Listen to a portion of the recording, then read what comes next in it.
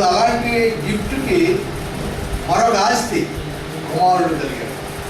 కాబట్టి ఈ పుట్టినదిన సందర్భాల్లో మనం జ్ఞాపకం చేసుకోవాల్సింది ఏంటంటే, కుమారులు ఆస్తి అయితే, కుమార్తెలు బహుమానం అయితే, ఆ ఆస్తిని ఆ బహుమానాన్ని ఎలా మనం భద్రం చేసుకోవాలి.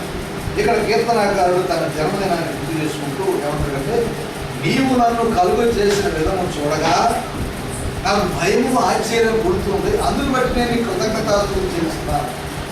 బర్త్డే సెలబ్రేషన్ మనం చేసుకుంటామంటే ఏంటి పర్పస్ ఏంటి?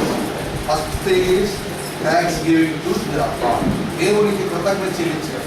ఇదే బర్త్డే అనగానే ఫస్ట్ మనం చేయగలిగిన కృతజ్ఞత చెల్లించడం, దేవునికి వందనాలు చేయవచ్చు. ఏమని అయ్యా మరొక దయాకిరీటాన్ని నీవు ఇచ్చావు. కాబట్టి కీర్తనాకారుడు కూడా ఏమన్నాడంటే, నా అంతరింద్రియాలు నీవే చేశావు, నా తల్లి గర్భం నన్ను నింపుతున్నావు, కాబట్టి నేను నీ కృతజ్ఞతలు చెల్లిస్తున్నాను. గమనించండి, తల్లిదండ్రులను జ్ఞాపకం చేసుకోవడం, దేవుని జ్ఞాపకం చేసుకోవడం, అలాగే మన శరీర భాగాలని, మన జీవితాన్ని జ్ఞాపకం చేసుకోవడం, ఇది దావీదు గుర్తు చేసుకున్నాడు.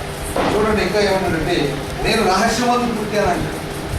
నేను రహస్యంగా పుట్టినా జనాలు ఎవరు తెలియకపోయినా, చాటుగా నేను నా తల్లిదండ్రులను కనినా, దేవునికి మాత్రం నేను చాటుగా లేను. నా ఎముకలు కానీ నా అవయవాలు కానీ ఏవి కూడా దేవునికి దాపరేయడం కాదు అంటే. కనుక ఈ రాత్రి వేళ ప్రభువునందు ప్రియమైన వాళ్ళ జన్మదిన సందర్భంలో చేస్తున్నది ఏం తెలియదు.